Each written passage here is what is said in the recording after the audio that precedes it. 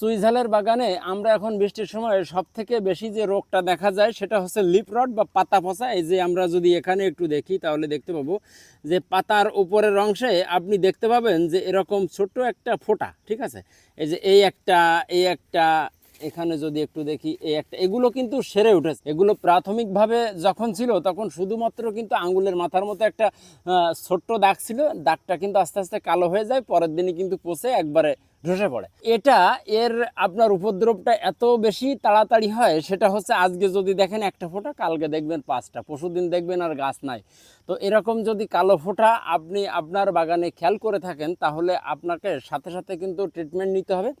এর ট্রিটমেন্টটা হচ্ছে এরকম, আমরা সিনজেন্টা কোম্পানির যে স্কোরটা আছে, সেই স্কোরটা যদি আমরা স্প্রে দিই তাহলে কিন্তু এটা আপনার জায়গায় ব্রেক হয়ে যায়। তো যদি আপনার সুইঝাল গাছে এরকম কালো রঙের ফোঁটা দেখে থাকেন, আপনিও কিন্তু স্প্রেটা দিতে পারেন। তো স্প্রের মাত্রাটা হবে এরকম, প্রতি লিটার পানিতে আমরা 2 ml মাত্রায় আপনার স্কোরটা দেব, দিয়ে এটা আপনার গাছে স্প্রে দিতে হবে। গাছের কোন অংশে আমরা স্প্রে দেবো? শুধুমাত্র যেখানে আপনার পছন্দ লেগেছে এখানে না, আমরা টোটাল আপাদ মস্তক মানে পা থেকে মাথা পর্যন্ত।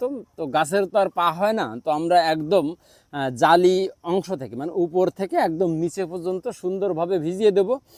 আর ঔষধ কখনো কিন্তু অতিরিক্ত মাত্রায় স্প্রে দিতে নেই। যে আমরা অনেকেই দেখি যে ভালোভাবে স্প্রে দিতে যে গাছটাকে এমন ধুয়ে দিই যে ঔষধ আর গাছের গায়ে থাকে না, ঔষধ সব পড়ে যায় নিচে আর জলটা থেকে যায় নিচে। আমাদের স্প্রে দেওয়ার সময় অবশ্যই খেয়াল করতে হবে যে আমরা যে স্প্রেয়ার দিয়ে স্প্রে দিব এটা একদম ফুললি কিন্তু কুয়াশা করে দিতে হবে।